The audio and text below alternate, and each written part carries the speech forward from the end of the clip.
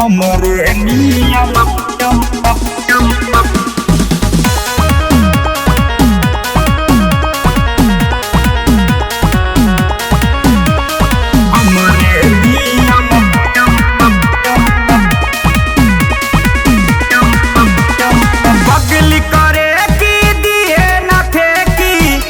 समझ के चलो गेहूं समझ के चलो बगल करे की दिए न फेंकी गेहूं समझ के चलो बगल करे की दिए न फेंकी गेहूं समझ के चलो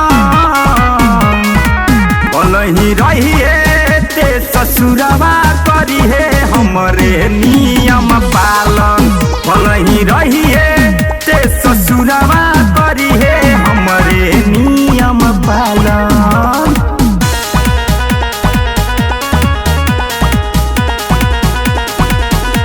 म्यूजिक बाय एम सागर।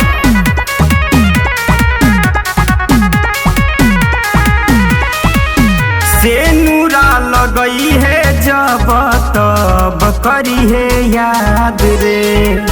प्यार हमसे करी है दूर गई लोग के बाद रे सेनुरा लगई है जब तब करी है याद रे प्यार हमसे करी है दूर गई लोग के बाद रे अपने खई है हमके खियई है कम पियई है सालन अपने खई है हमके खियई है कम पियई है सालन भलही रही है ते ससुरवा करी है हमरे नियम पालन भलही रही है ते ससुरवा करी है हमरे नियम पालन।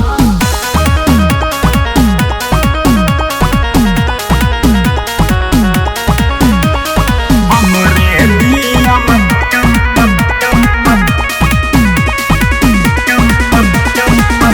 नैहरे के नाम तोरा पड़ल बाझरोखा